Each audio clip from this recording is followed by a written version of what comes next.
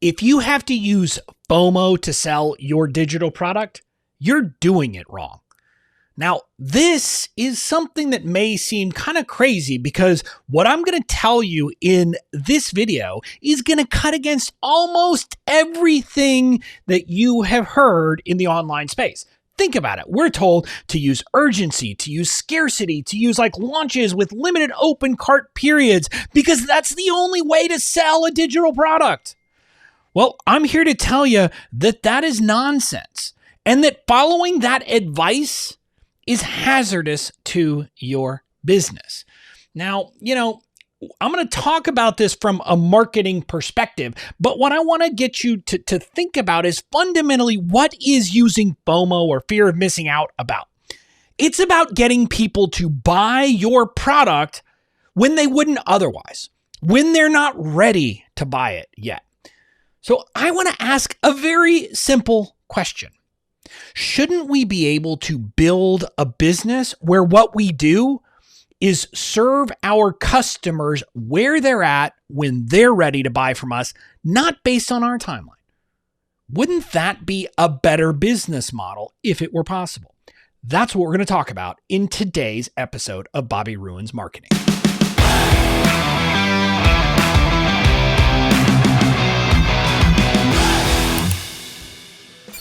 Hey there, welcome back to Bobby Ruins Marketing. Now, if this is the first time you're tuning in, this is my show where I kind of deconstruct the problematic things that are happening in the online marketing space for kind of people selling digital products and digital services. And, maybe I'll kind of rant a little bit, but along the way, I teach you a thing or two about marketing and fundamental marketing principles because I think it's important and I think it's something that not enough people are doing. Now, if you don't know me, I'm a Harvard law grad turned online entrepreneur who has built a very successful online business. Started out by selling legal templates of the most boring thing ever, where basically the only kind of testimonial I could get is, hey, nothing happened. Seriously, think about that. What I could get people to say is, I used Bobby's product and nothing happened. But in the time of doing that, of building that business and then becoming a business coach, I've learned a thing or two about marketing. I've studied it deeply and I've gone back to my roots where, I was raised by a father who was an entrepreneur and I was soaking this stuff up for a long time. So with that, I want to dive in and talk about FOMO. I want to talk about the problems with FOMO. Now, the notion of using fear of missing out or kind of using FOMO and creating a bunch of excitement so people feel it and will buy based on that, there are a lot of issues with it. The first one I want to talk about is the reason why you're doing it or why you're being taught to do it is to create demand for a product that people don't want. Seriously, people will tell you this. The gurus who are talking about this will say, no one wants a digital course. No one wants a membership. So here's what we got to do to sell it to them. If that's true, I think we have a bigger problem. Instead of trying to convince people and create demand based upon fear for a product that people don't want, why not just create a product that they do want? Crazy idea, I know. But a real marketer would say, you know what? I'm not going to try to gin up or generate demand for a product that people don't want. Instead, I'm going to figure out a product that people want and I'm going to present it to them and then they're going to buy because it is meeting their demand. See, that's what professional marketers do. Professional marketers aren't looking for a way to kind of gin up demand and get people to buy something they don't want. So that's the first problem kind of with FOMO. The other piece we could talk about is that using fear of missing out is really about putting your needs as the seller above your audience's needs as the buyer, right? Because you're trying to convince them to buy on your timeline, not their timeline, not when it's ready for them. Because it's like, well, I don't know if I need this, but I'm going to buy it now because it's when it's available. There's some countdown timer that says, I've got to buy now. I've got to buy now. What I'll tell you is that when you look at what professionals have said, there's this real, a lot of really smart people who have thought about marketing for a long time. And one of the people is Theodore Levitt. He was a professor, I think at Harvard Business School. And he said, what's the difference between marketing and selling? And what he said is selling or marketing fundamentally is about the needs of the buyer. It's focused on what does the buyer need, not what does the seller need. Now, selling is about you. And so it's this fundamental construct, but there's other people, other smart people who have talked about the different reasons why you should be doing it, including Peter Drucker, who is kind of thought of as one of the smartest business thinkers ever. And one of the things he said is that when you market right, you don't have to sell. Because when you market right, and I'm paraphrasing here, when you market right, when you create the right product, when you serve people, when you understand them, you're able to say, hey, do you want this? And they say, yes, I want that. There's no FOMO involved. That's what true marketing is. So that's another piece. But let's dig into kind of the next level, the next reason why the FOMO approach is problematic. Part of the problem is that it's harder to build trust when you're trying to use fear as a basis, when you're trying to use a negative emotion to get people to buy. That is a problem with creating trust. Now, I was listening to this. There's one of my favorite authors, Bob Berg, who wrote the book The Go-Giver, but he also wrote Adversaries to Allies. And he had this passage in there where he talked about what's the difference between an influencer and a manipulator. And although some of it is about intent and what your attitude is, one of the things that Bob really keyed in on that I thought was great is he said, one thing that a manipulator will do that an influencer never will is that a manipulator will play on negative emotions to get the person to act. They will rely upon making the person feel ashamed, afraid, and goes through all this list of kind of negative emotions and almost use those to guilt people into buying. Well, here's my question to you. Fundamentally, outside of the marketing space, we say, yeah, that's right. I mean, if someone were trying to make me feel like crap to get me to do what they wanted me to do, we would say that's manipulation and it's not right. And if it happened over time, we would stop listening to that person. We would stop trusting them. And yet in the marketing space, in the business space, we're being taught to do exactly that. We're being taught to make people feel afraid that they're going to miss out on this once in a lifetime opportunity, afraid that if they don't take action now and if they don't buy now because we told them so, they're going to have a crappy life. And 6 months from now, they're going to be in the same crappy place they are now. Literally, this is the stuff that we're being taught to do. It's manipulation. It's not influence. And over time, if you have a reputation for doing that, people are going to tune out because you know what? People don't like feeling like crap. It's just the truth. If instead of trying to rely on fear, you said, hey, I'm going to inspire, I'm going to talk about good things, and I'm not going to rely upon any negative emotions to get you to act, people will be inspired. They will want to follow you. So again, that's the difference between relying upon FOMO and something else. Now, the next problem, candidly, I'm going to give you a very tactical problem here that hopefully will convince you. The whole point of relying on FOMO is to get people who aren't ready to buy, getting them to buy now, right? Because maybe they're not at the right place or something, but you're like, oh, but you only have this limited time period, so you got to buy now. Well, here's what I'm going to tell you.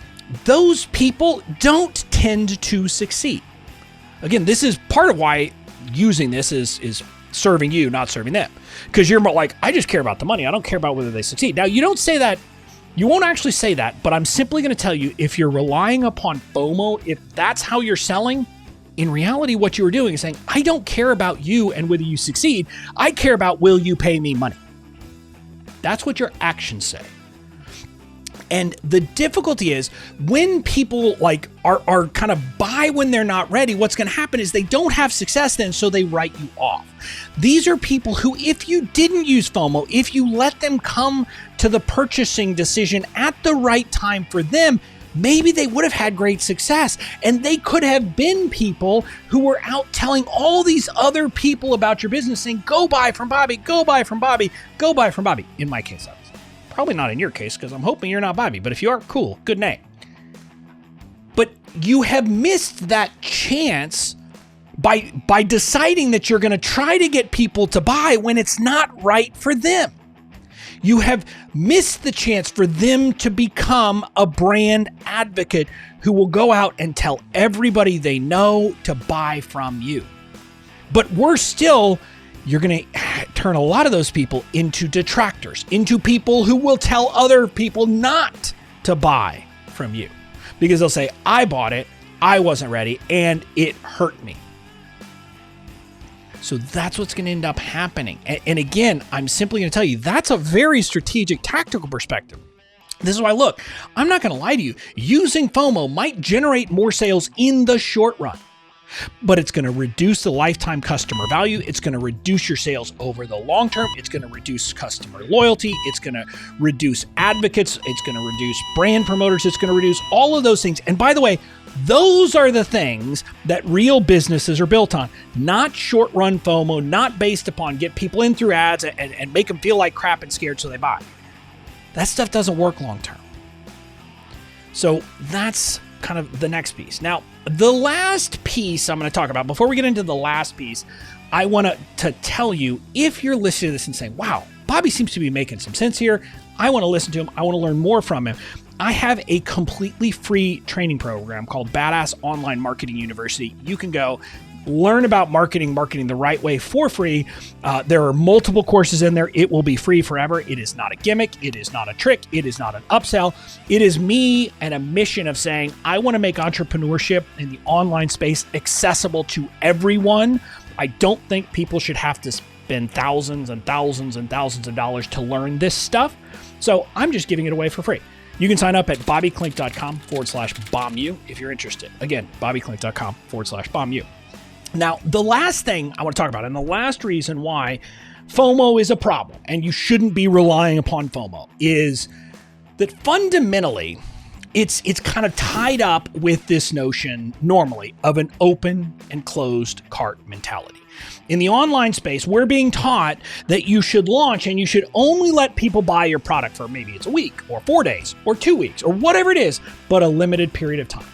The entire launch mentality is what we're being sold. And again, if you are listening to me and what we've talked about before about what FOMO and why we're doing it, you're like, oh yeah, that's why we're doing it. We got to do that to create demand. We got to do that so people will want the product. We've got to do that so there's an event so people will say, oh yeah, I got to buy that.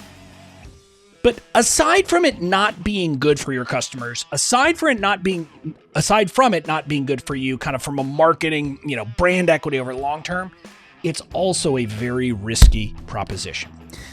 What I will tell you, this is from my days of working with big businesses as a lawyer, where I worked with finance, where I, interacted with some of the biggest bankers, investment bankers, equity people, et cetera. And I would work with them. And what I'll tell you is that there's a lot of things that folks like that look at to value a business. And I've talked to CPA after CPA after CPA, and every one of them agrees with me on this. If a business's revenue all comes in chunks or comes based upon sales that are made in a very limited period of the year, they devalue the business. They will say, I don't care what that revenue is. We're going to bring your valuation of your business way down. And they do that because it's very risky. It's risky to rely upon, I'm going to make all my money for the year in this period. Because what if something seismically is happening in the world? Happened with COVID when a lot of people were dealing with it. That created some problems. What if, forget like a big world-changing event, what if you're relying upon doing Facebook ads or some kind of ads and your ad account gets shut down? Because that happens all the time, by the way, now to people. But forget that. What if you get the freaking flu? Seriously, if you get the flu during what's supposed to be your launch period and open cart where you're going to make all your money for the year and you can't get out of bed, there's a problem.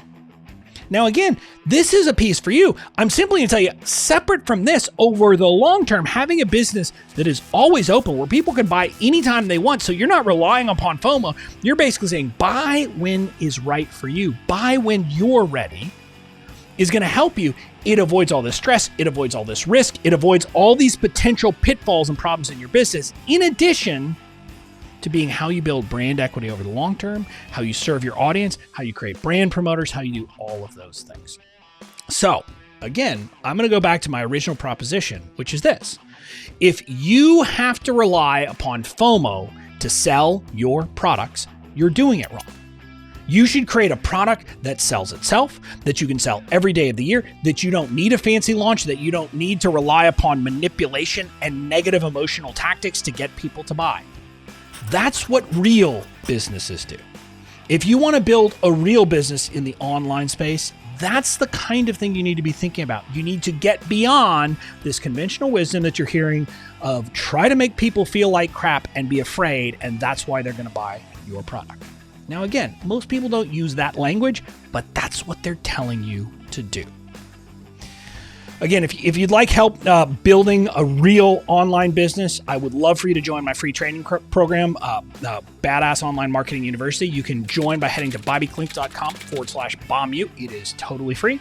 There is no upsell. There are no gimmicks. There are no tricks. It is my way of serving online entrepreneurs and helping them take the basic or fundamental marketing principles and apply them in the online space. So head over to bobbyklink.com/BOMU to enroll now. And check out my other videos because I want to help you build the business of your dreams, whatever that means. So that's it. I'll talk to you later.